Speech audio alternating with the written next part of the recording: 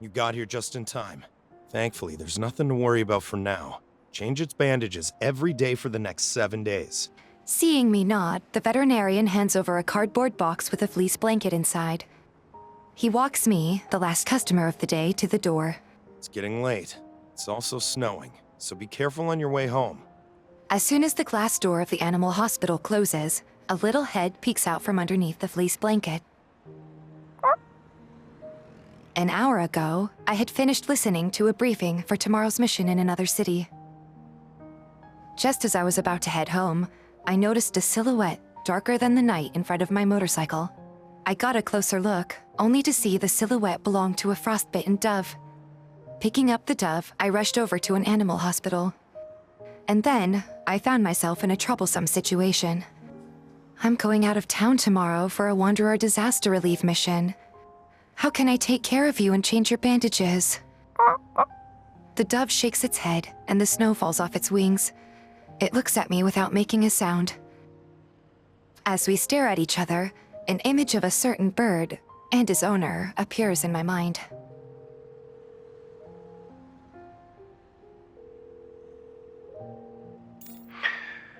Speak. Sylus, you're just waking up around this time, right? What do you mean? In other words, can we meet up in the N109 zone? I need your help. The other person in the call is silent for 2 seconds. Feeling I might have sounded too harsh, I quickly add in a question. Is that all right with you? Depends on whether or not you can make it in time. There's no reason to keep someone waiting when asking for help.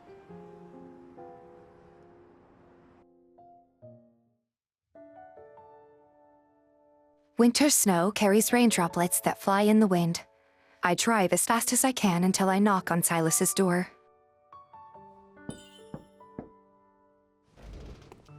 Hello. I'm not late, am I? A wave of warmth washes over me. It instantly fogs up my helmet's visor.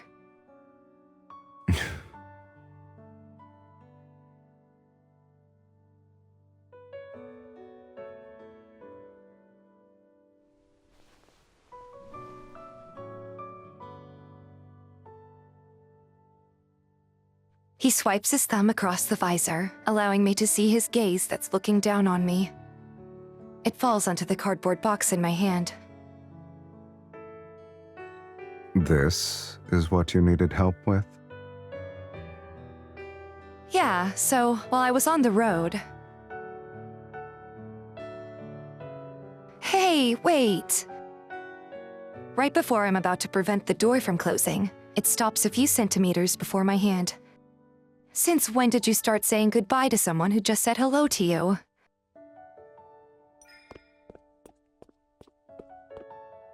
As I say these words, I manage to squeeze in through the narrow gap and enter the house.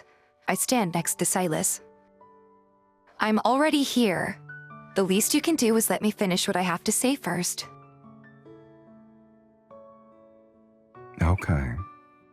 But have you ever met someone more arrogant than you, sweetie? He turns, his emotionless gaze fixed on me. The stalemate lasts for a moment. Then he reaches for my shoulder.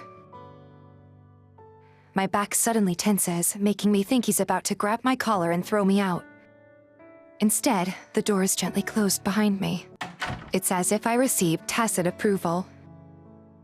He notices my astonishment, and his voice carries a hint of mockery as he speaks.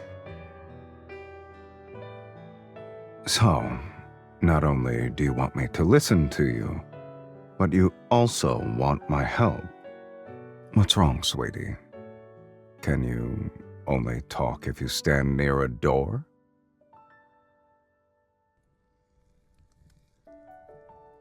The living room isn't that much brighter than the night outside. The only source of light comes from a crackling electric fireplace on the wall.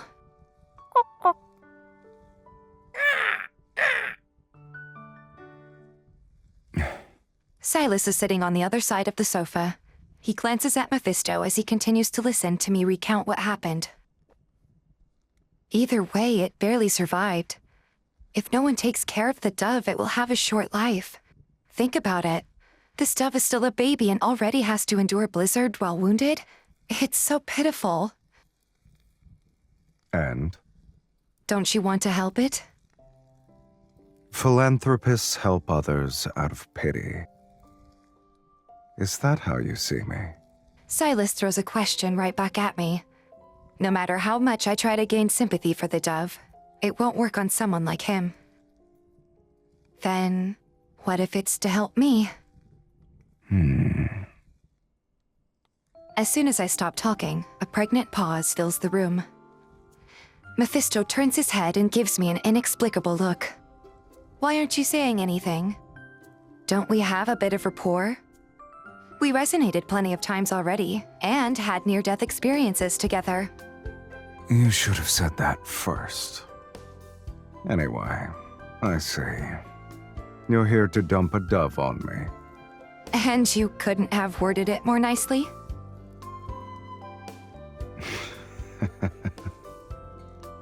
Sylus doesn't respond. He stands up from the couch and then leans down to carefully pick up the dove from the box. He makes eye contact with it, but his words are directed at me. When will you be back? Huh? Aren't you dumping the bird on me because you're planning to be a goody two-shoes outside Lincoln? Oh, after a week. Why? Sylus ignores the confusion in my words, turning his head to glance at the clock on the wall. I'll be waiting for you, here, Sunday, at 11 p.m. Does this mean you're going to help me? I thought we had a bit of rapport. Why else would I agree to care for a dove I just met? But our rapport is only worth 7 days. Be even a minute late, and I'll consider it as you exceeding the time limit. Having found a caretaker for the little white dove, I go on a trip to a foreign country the next day. During my 6 days away from Lincoln, Sylus only sent me a few photos taken at weird angles, and it was only if I reached out to him first. Otherwise, he was surprisingly quiet.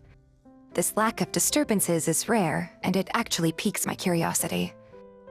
On the day before I returned to Lincoln, I couldn't resist starting a video call with him. What is it? I just wanted to know if the dove is okay. I haven't seen it in a few days. Are you worried that I've been treating it poorly? Not really. I just miss it.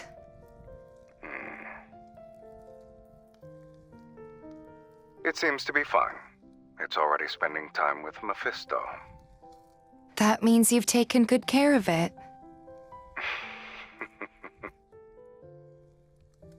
What about you? How have you been these past few days? Why do you ask? I thought you were worried about the dove. Yet here you are, worrying about me. It's because I'm concerned about Lincoln's safety. After all, you've been awfully quiet for a while. Who knows what evil plot you're scheming? Well, if that's the case, how I have been is none of your concern. I haven't seen enough yet. But I've seen more than enough. What? Don't worry about it. You'll be back tomorrow anyway. See for yourself. Ciao. Damn it.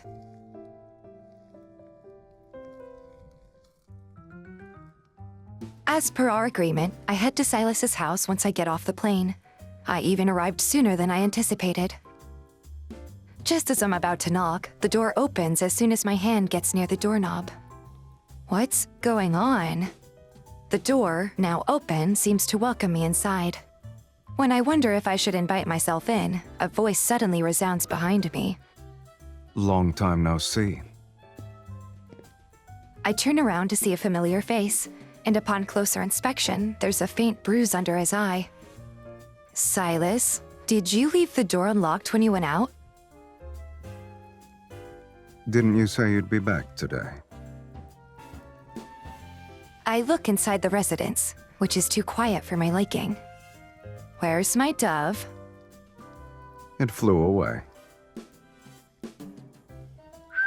Just as I'm about to scold him, he whistles and grabs my shoulders to turn me around.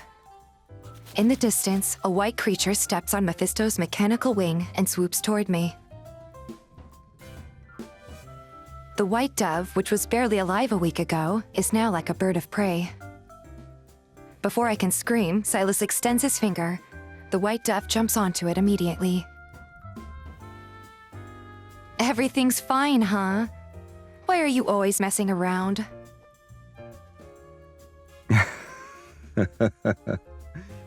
Deceiving you is just too easy. The little white dove perches on Silas's fingertip. It holds its head high and puffs out its chest before keenly scanning its surroundings. Could it be that spending too much time with you can turn a dove into a crow? You're overestimating a crow's capabilities. Following Silas's gaze, I see Mephisto above the white dove, circling it. Though, it's possible for a crow to turn into a dove. Before I can say anything, Sylus closes the door and walks away. What are you doing? Are you actually planning to keep the dove as a pet? Can it be released back into the wild after a week? He stops in his tracks, then turns his head to look at me. It could have been released a while back. I was just waiting for you.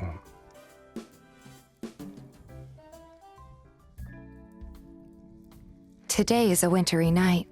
It reminds me of when I first found the white dove. Snowflakes fall onto my coat. I brush them away and get off the back seat of Silas's motorcycle. Nestled in my hand, the little white dove is energetic. It looks at the river view of Lincoln's downtown area in front of us. Sylus, why do we have to travel so far to release it? Oh, I know.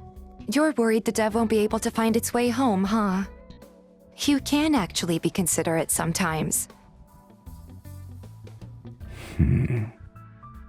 You'd rather release it into the N109 zone. I guess you don't believe it's lived a fulfilling life. Pretend I didn't say anything. The white dove in my palm seems to understand us. It lifts its head to coo at me. But do all doves raised by you end up this sad, though? Sylus seems taken aback by what I said for a moment. He looks at me. Now I'm suddenly curious about how you see me. Are you sure you want to know? I can tell you. I think you're the ruthless, decisive, cruel, merciless leader of Anakainas. You said you were curious. Then why would you let such a person help you care for a dove? I don't know. Maybe I like to live on the edge. I didn't expect him to take it seriously. Then again, I've never really sat down to think about why him in particular. I just figured Sylus would be the perfect fit, so I chose him. Like you said, even a crow can turn into a dove. I kind of thought it'd work out in the end. What are you trying to say? Mephisto doesn't understand riddles. It's nothing. And I wasn't talking about Mephisto. This time, it's Sylus who's quiet. He appears to be shocked by what I said. I pet the little white dove, then I give it to Sylus. Since you've been taking care of it lately, I'll give you the honor of releasing it. Sylus doesn't decline. He doesn't speak either. The white dove seems to understand what's going on. It flies and lands on his finger. Is there anything you'd like to say? Seeing me shake my head, Sylus takes his hands and throws the dove into the air. Go.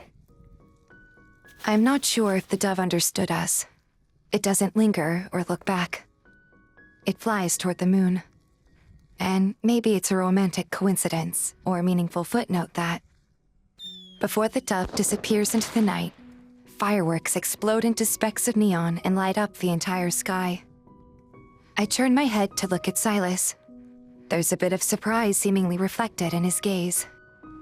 Sylus, I've noticed that whenever you want to protect something, you always make sure you protect it well. Whether it's a dove or a person. Is it only when I'm willing? Yeah. Only when you want to do it. The fireworks' various colors reflect on the river's surface and land on Sylus's hair. After a moment of silence, he speaks. You think too highly of me. I've said it before and I'll say it again. I'm not a philanthropist. A man's heart goes to where his treasure is. Sylus's cold words dissolve the wind, making it difficult for me to discern what's real or not. But it's as if it doesn't matter. I don't care. After all, I'm not a dove that needs your protection. Really? It's for the best.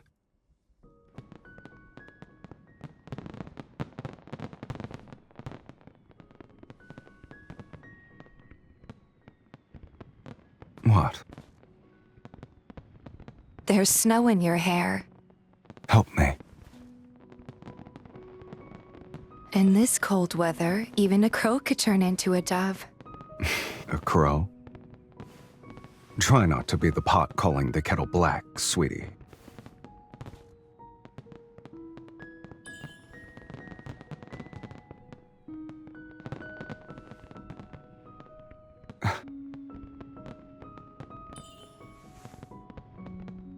What are you drawing? You. I told you I'm not a dove. Now you're drawing me as a cat? Not only do you refuse to admit you're a crow, but you also draw another person as a cat. Do you know what you look like right now? What a smug expression. Screw you.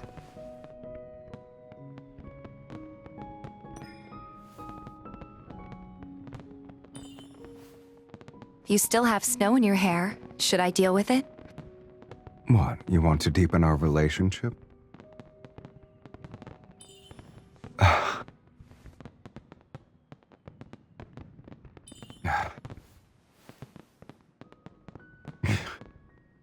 Unprompted benevolence wasn't out of the kindness of your heart.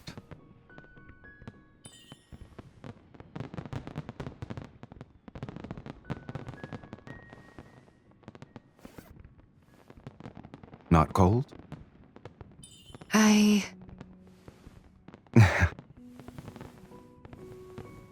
Sylus!